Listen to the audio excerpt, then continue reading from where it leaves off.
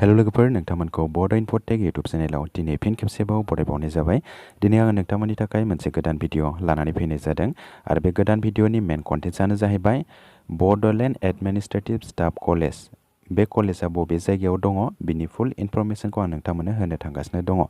बिटिआरनि LP टेटनि documents भेरिफिकेशननि थाखाय गाबोननिफ्राय बेखौ स्टार्ट खालामनाय जाबाय।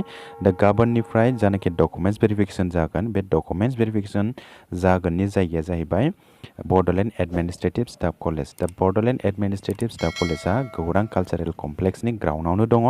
दा गौरां कालचारेल कमप्लेक्सआ क'क्राझार रेलवे स्टेशननिफ्राय बेसेबां गोजान बेखौ आं नोंथांमोननो फुल डिटेल्स फोरमायगासिनो दङ।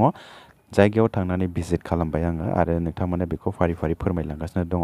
स' लोगोफोर फैदो दानिया नोंथांमोना भिडिअखौ फारि फारि जोबजासे नायलांबाय थाबानो जाबाय।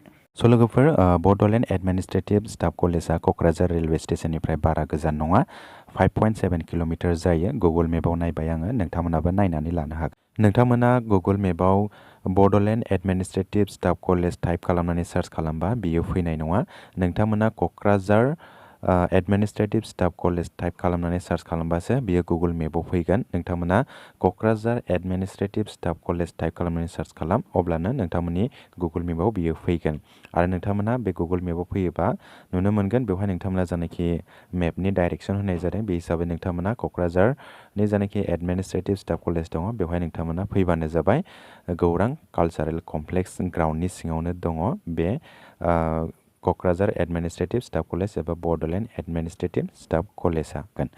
5.7 किल'मिटारा बाया साइन्स कलेजजों थांब्लाबो जायो आरो बाया डन बस्क' लाइनजों थांब्लाबो जायो। बेयो 5.7 किल'मिटारानो जायो। आरो नोंथांमोना रेलवे ट्रेनजों फैयोब्ला नोंथांमोना रेलवे स्टेशनाव ओंखारदो क'क्राझारावहाय आरो बेवहायनो गोबां रिक्सा मोनगोन, अट' भारा मोनगोन। नोंथांमोना बेयाव भारा लानानैबो गौरां कालचारेल कमप्लेक्स जेरावनाखि बडलेण्ड एडमिनिस्ट्रेटिभ स्टाफ कलेजआबो दंफायो बेवहाय नोंथांमोना थांनानै डकुमेन्ट्सखौ भेरिफिकेशन खालामनो हागोन। स' लोगोफोर दानिया फैदो जोङो भिजिट खालामनानै नायदिनि एडमिनिस्ट्रेटिभ स्टाफ कलेजआ माबायदि आरो रेलवे स्टेशननिफ्राय थांनाय लामाया माबायदि। आं नोंथांमोननो बेखौ फारि फारि फोरमायलांबाय थागोन, नोंथांमोना नायलांबाय थाबानो जाबाय भिडिअखौ। स' लोगोफोर रेलवे स्टेशननिफ्राय खेबनाय भिडिअआ सेभ जायासै। बियो सेभ जायैनि थाखाय नोंथांमोना देखायनो हायासै। डन बस्क'खौ बारबोनायनि उनावसो भिडिअआ सेभ जादों। दा नोंथांमोना डन बस्क'नि उनावसो नुनो मोनसिगोन। दा नैबे राइट साइडजों थांनाय लामाया बियो फाग्ला बाबा मन्दिराव थाङो, बेयो क'क्राझारनि फाग्ला बाबा मन्दिराव। आरो बे लामाजों गोबां गारि खारो थांलाय फैलाय। बे लामाजोंनो दतमायाव थांबाय आरो बनरगावआव थाङो बे लामाजों। बांद्राय गोजान गैला, मोनसिगोन। लामाया बांद्राय गाज्रि नङा, मोजाङानो।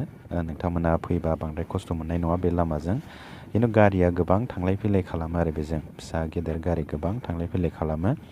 आरो बेलासि टाइमाव गोबां मानसिफोर जायो बेवहाय, मानो होनोब्ला बे खाथियावनो पार्क दङ, गौरां पार्क, गौरां दाउखि पार्क दङ। बेवहाय गोबां मानसिफोर बेरायफैयो, गथ'फोरबो बेरायफैयो, सेंग्रा सिख्लाबो बेरायफैयो, हाबा जानाय बोराय बुरैफ्राबो बेरायफैयो। बे जाहैबाय गौरां ब्रिज। बे गौरां ब्रिजनि नैबे दै नोंथांमोना नुनो मोन्दों। जोबोद मोजां बे जायगाया, फुङाव बेरायफैनो आरो बेलासि टाइमाव बेरायफैनो। आरो बैयावनो पिकनिक स्पट दङ, पिकनिक स्पटबो बेवहाय खालामनाय जाबाय लेफ्ट साइडनि बै दै सेरावहाय। नोंथांमोना बेयाव थांनानैबो पिकनिक जानो गोसोबा बेयावबो पिकनिक जानो हागोन। ओमफ्राय नैबे राइट साइडजों माबा दङ, पार्क दङ, दाउखि पार्क होननाया बेनो। ओमफ्राय पिकनिक स्पटआव थांनोब्ला नोंथांमोना नैबे लेफ्ट साइडजों नोंथांमोना थांनांगोन। बे जाहैबाय पिकनिक स्पट, बाव फिसा फिसौ दखान दङ।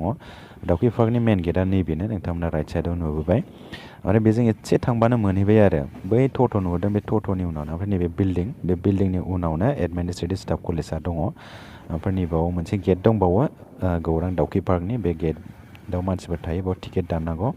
दा मोनबायानो, नै नोंथांमोना नुनो मोनबाय बे जाथोंखि गौरां कालचारेल कमप्लेक्स। बे कालचारेल कमप्लेक्सनि मेन गेट। नैबे लामाजों सिदा थाङोब्ला दतमायाव थांबाय आरो बनरगाव।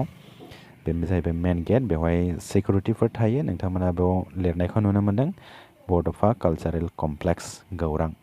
ओमफ्राय नै जाहैबाय क'क्राझारसिम थांग्रा लामा जाबाय, बे लामाजोंनो आं फैदों। दा नोंथांमोना बे सिंजों हाबलांनांसिगोन आरो आं दा सिङाव हाबलांसै। सिङाव हाबबाय आङो। सिङाव हाबबा नोंथांमोना बेबायदि नुनो मोनगोन। बेवहाय सेर सेराव बिबार गायनानै होनाय दङ, बिफांबो गायनानै होनाय दङ। जोबोद मोजां गार्डेन बायदि जायगाया। नोंथांमोना फैयोब्ला जोबोद मोजां मोनगोन। नोंथांमोना बांद्राय खस्थ' मोननाय नङा आरो बे सिङाव फैयोब्ला, मानो होनोब्ला ग्राउन्डआ जोबोद गुवार आरो बिबार बागान दं, बिफां लाइफां दङ, जिरायग्रा जायगाबो दङ, गार्डेन दङ, कालचारेलनि मुसुखाफोरबो बानायनाय दङ। थांनाय बारनि जानाखि लिटारारि फेस्टिभेलाबो बेयावनो जादों। बाइकखौ आङो बेवहाय माबानानै दोनबोबाय, पार्किं खालामनानै दोनबोबाय, ओमफ्राय थाबायबाय आङो। नोंथांमोनाबो बेबायदिनो थाबायमोनांगोन सेरावनो पार्किं खालामनानै। बेवहाय गोबां थम्बो दङ, बेवहाय प्रग्राम जाबाय थायो। बै गेदेर बिल्डिं नुनाया बेयावनो नोंथांमोना जेब्ला एपइन्टमेन्ट मोनगोन बे बिल्डिङावनो होनो हागौ। मानो होनोब्ला BTC आव जेसेबां एपइन्टमेन्ट होयो साख्रिनि बे बिल्डिङावनो बांसिन होनाय जायो आरो लिटारारि फेस्टिभेलखौबो बे बिल्डिंनि सिङावनो खुंनाय जादों। मिथिं दावथिं जायोबा बेयावनो जायो। दा नोंथांमोना नुनो मोनदों नैबे जाहैबाय एकाडेमिक ब्लक। बे एकाडेमिक ब्लक सिङावनो एडमिनिस्ट्रेटिभ स्टाफ कलेज आरो जे नोंथांमोना बै गिदिर बिल्डिंखौ नुदों उनथिंजाय। ओमफ्राय नै जाहैबाय एडमिनिस्ट्रेटिभ स्टाफ कलेजनि नोंथांमोना बे बेनारखौ नुनो मोनदों। बे बेनाराव मोनथाम लेंगुवेजजों लिरनाय दङ। फार्स्टआव बर'नि बड'लेण्ड खुंथाय मावख'गिरि फरायसालिमा, ओमफ्राय एसामिसावबो लिरनाय दङ, इंलिसावबो लिरनाय दङ। दा नोंथांमोना बे सिङाव हाबनांगोन। आं दा सिङाव हाबनानै नायनोसै। नोंथांमोना हाबनानै नायनो हागोन, आंबो हाबनानै नायनोसै। बेवहाय जायगाया मोजां, एसे गुसेब आरो जायगाया बिल्डिंफ्रा, नाथाय मोजाङानो। नैबे जाहैबाय टयलेट, फार्स्टआवनो टयलेट मोनो। ओमफ्राय नैबे जाहैबाय स्टाफ रुम, नैबे जाहैबाय VIP लंगि, ओमफ्राय नैबे जाहैबाय ट्रेनिं हल 1। ओमफ्राय नैबेजों थाङोब्ला बेवहाय टयलेटफोर दङ आरो नैबे टयलेट। ओमफ्राय ओरैजाय गासिबो ताला माराजोब, ताला बन्द'जोब, खुलियाखै, गाबोनसो बेखौ खुलिगोन। दा नोंथांमोना फैनानै बेयावनो डकुमेन्टस भेरिफिकेसन खालामफैनांसिगोन गाव गावनिखौ। BTCनि जेसेबां केन्डिडेटफोर दङ आरो BTCनि बायजोनि केन्डिडेट बिथांमोना फैनांगोन। नैबे जाहैबाय ट्रेनिं हल 2, ओमफ्राय नैबे जाहैबाय फेकाल्टि लंगि। ओमफ्राय ओरैजाय बारा जायगा गैला, एसेल' रुमफ्रा। ओमफ्राय नैबे जाहैबाय ओरैजाय थांग्रा लामा दङ, ओमफ्राय ओरैजायबो थांग्रा मोनसे रुम दंबावो। नैबे जाहैबाय ट्रेनिं हल 3। बे हल सिङावनो बायदिसिना क्लास जायो आरो एडमिनिस्ट्रेटिभ स्टाफ कलेजनि जानाखि एडमिनिस्ट्रेटिभआव मावग्रा दैदेनगिरि बिथांमोन दङ, बिथांमोनखौ बे कलेजाव फोरोंनाय जायो। दा नोंथांमोना नैबाव नुनो मोनदों बेवहाय मेन गेटआ बैनो थाबाय। ओमफ्राय नैबे बड'फानि मुसुखाबो दं। ओमफ्राय नैबे जाहैबाय बिल्डिं, मेन बिल्डिं। बेयावनो बायदिसिना मिथिं दावथिं जायो। नोंथांमोना बेयाव फैनानै बे बिल्डिंखौ नुनो मोनगोन। बेखिनियानोसैमोन लोगोफोर। दा नोंथांमोना नुनो मोनबाय एडमिनिस्ट्रेटिभ स्टाफ कलेजआ बबे जायगायाव दङ, बिनि बिल्डिङा माबायदि, ग्राउन्डआ माबायदि, आरो बेयाव गोबां बिफां लाइफां दङ, जिरायग्रा जायगाफोरबो दङ, औवाजों बानायनानै होनाय दङ। गेदेर गेदेर प्रग्राम बेयाव जाबाय थायो। बायदिसिना प्रग्राम BTR गभर्नमेन्टनि लिटारारि फेस्टिभेलाव बेयावनो जादों। बेखिनियानोसैमोन लोगोफोर। दा नोंथांमोना मिथिनो मोनबाय क'क्राझार रेलवे स्टेशननिफ्राय बड'लेण्ड एडमिनिस्ट्रेटिभ स्टाफ कलेजआ बेसेबां गोजान जायो। बे एडमिनिस्ट्रेटिभ स्टाफ कलेजआ गौरां पार्कआव दङ, गौरां कालचारेल कमप्लेक्सनि सिङाव दङ। लोगोसे गौरां पार्कबो दङ, पिकनिक स्पटबो दङ, गौरां ब्रिजबो दङ। बेवहाय फैनानै नोंथांमोना गाव गावनि डकुमेन्टस भेरिफिकेसनखौ खालामफैबानो जाबाय। स' लोगोफोर बेखिनियानोसैमोन भिडिअ'आ। नोंथांमोना भिडिअ'खौ मोजां मोनदोंब्ला लाइक आरो शेयार खालामनानै होबानो जाबाय। लोगोसे नोंथांमोना बे चेनेलाव गोदानै फैदोंब्ला चेनेलखौबो साबस्क्राइब खालामनानै दोनबानो जाबाय। स' लोगोफोर भिडिअ'आ एसेनोसै। गोजोन्थों। Thank you. হেল্ল' বন্ধুসকল, আপোনালোকক বড়ো ইনফ'টেক ইউটিউব চেনেলত ৱেলকাম কৰা হ'ল। আজি মই আপোনালোকৰ কাৰণে এটা নতুনকৈ ভিডিঅ' অনা হৈছে আৰু এই নতুন ভিডিঅ'ৰ মেইন কণ্টেণ্টছটো সেইটোৱে যে বড়োলেণ্ড এডমিনিষ্ট্ৰেটিভ ষ্টাফ কলেজটো কোন জেগাত আছে। LP টেটৰ ডকুমেণ্ট ভেৰিফিকেশ্যনটো অহাকালি 13 তাৰিখৰ পৰা হ'ব। এতিয়া অহাকালি 13 তাৰিখত যিটো ডকুমেণ্টছ ভেৰিফিকেশ্যন হ'ব সেইটো বড়োলেণ্ড এডমিনিষ্ট্ৰেটিভ ষ্টাফ কলেজত হ'ব। আৰু বড়োলেণ্ড এডমিনিষ্ট্ৰেটিভ ষ্টাফ কলেজটো কোন জেগাত আছে, কোকৰাঝাৰ ৰেলৱে ষ্টেচনৰ পৰা কিমান দূৰ হয়, সেইটোৰ বিষয়ত মই আপোনালোকক সম্পূৰ্ণ ইনফৰমেশ্যনটো দি আছোঁ। আপোনালোকে ভিডিঅ'টো ষ্টেপ বাই ষ্টেপ সম্পূৰ্ণ চাই যাব। চ' বন্ধুসকল, বড়োলেণ্ড এডমিনিষ্ট্ৰেটিভ ষ্টাফ কলেজটো কোকৰাঝাৰ ৰেলৱে ষ্টেচনৰ পৰা বেছি দূৰ নহয়, অনলি 5.7 কিলোমিটাৰে হয়। আপোনালোকে গুগল মেপৰ এইটো টাইপ কৰি চাৰ্চ কৰিলে পাই যাব।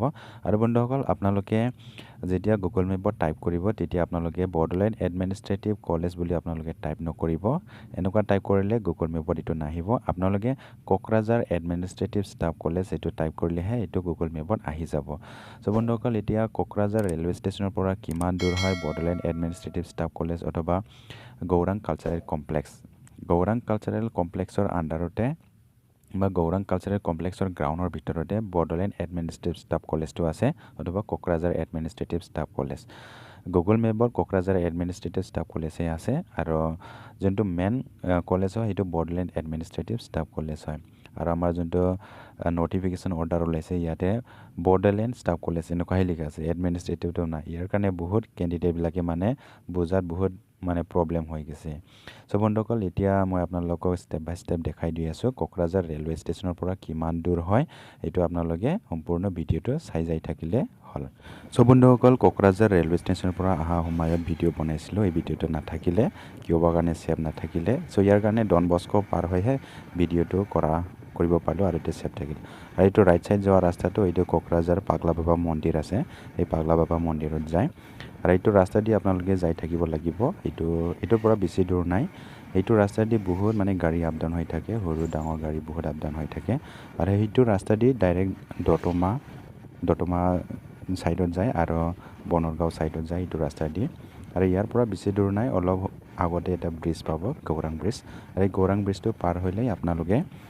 গৌৰাং কালচাৰেল কমপ্লেক্সটো পাব তাৰ সন্মুখতে এটা পাৰ্ক আছে গৌৰাং ডাউকি পাৰ্ক বুলি কয় এই পাৰ্কতে বহুত মানে মানুহবিলাক ইয়াতে আহে আবেলি সময়ত এইটো ব্ৰিজটো আহিলে গৌৰাং ব্ৰিজটো আৰু এইটো ৰাইট সাইডত আপোনালোকে নদীটো দেখিব পাৰিছে আৰু এইটো জাগাতে পিকনিক স্পট আছে এইটো খালি ঠাইত ইয়াতে পিকনিক খায় বহুত মানুহবিলাক আৰু এইটো ৰাইট সাইডত যোনটো আপোনালোকে গাছ দেখিব পাৰিছে এইটো বহুত গাছ আছে এই ভিতৰতে আমাৰ যোনটো গৌৰাং ডাউকি পাৰ্ক হয় এই ডাউকি পাৰ্কটো ইয়াতে আছে বহুত ভাল জায়গা হয় এইটো ইয়াতে আবেলি সময়ত বহুত মানুহ ভিৰ হয় ইয়াতে গাৰ্ডেনৰ বেৰাবৰ আহে গৌৰাং পাৰ্কত আৰু এইটো ৰাইট সাইডতে হয় আপোনালোকে এইটো দেখিব পাৰিছে এইটো হয় গৌৰাং ডাউকি পাৰ্ক হয় আৰু এইটো লেফট সাইডৰ ইয়াৰে লেফট সাইডত এইটো সাইডত গৌৰাং পিকনিক স্পটত যায় ইয়াতে সৰু সৰু দোকান আছে আৰু এইটো আপোনালোকে গেটটো দেখিব পাৰিছে এইটো গৌৰাং ডাউকি পাৰ্কৰ মেইন গেট হয় আৰু এই টোটো এটা আহি আছে এইটো পাৰ হ'লে মেইন গৌৰাং কালচাৰেল কমপ্লেক্সটো পালো এইটো বিল্ডিংটো দেখিব পাৰিছে আপোনালোকে এই বিল্ডিঙৰ পিছফালে হয় বৰ্ডৰলেণ্ড এডমিনিষ্ট্ৰেটিভ ষ্টাফ কলেজটো আৰু এটা গৌৰাং পাৰ্কৰ এটা গেট হয় এর জাস্ট অলপ পাৰ হ'লে মেইন গেটটো পালো সেইটো এতিয়া আপোনালোকে দেখিব পাৰিছে মেইন গেটটো পালো কোকৰাঝাৰ কালচাৰেল কমপ্লেক্স আৰু ইফালে গেলে সিধা দতমা বনৰগাঁও সাইডত গল আৰু এইটো আপোনালোকে দেখিব পাৰিছে এইটো মেইন গেটটো এইটো লিখাটো দেখা পাইছে বডোফা কালচাৰেল কমপ্লেক্স আপোনালোকে এইটো গেট দি সোমাই যাব লাগিব আৰু এইটো ৰাস্তা দি আহিলো মই এতিয়া কোকৰাঝাৰ সাইডৰ পৰা আপোনালোকে এইটো মেইন গেট দি সোমাই যাব লাগিব আৰু মই মেইন গেটৰ পাৰ হৈ আহিলো সোমাইলো আপোনালোকে ইয়াতে দেখিব পাৰিছে ইয়াতে বহুত ধুনীয়া জায়গা হয় এইটো ইয়াতে গাৰ্ডেন আছে আৰু জায়গাটো বহুত ভাল বহুত ডাঙৰ এটা গ্ৰাউণ্ড হয় ইয়াতে আপোনালোকে সাইডত দেখিব পাৰিছে এইটো ফুল গাছ আছে বহুত ভাল হয় আপোনালোকে ইয়াতে আহিলে বেছি বোৰিং নহব কিয়নো জায়গাটো ভাল হয় গাৰ্ডেন আছে আৰু কিছুমান স্টেচু আছে cultural stature Bodofa cultural complex হয় ইয়াতে আপোনালোকে বডোফা স্টেচু দেখিব পাৰিব আৰু ইয়াতে মই গাড়ীটো পাৰ্কিং কৰিলো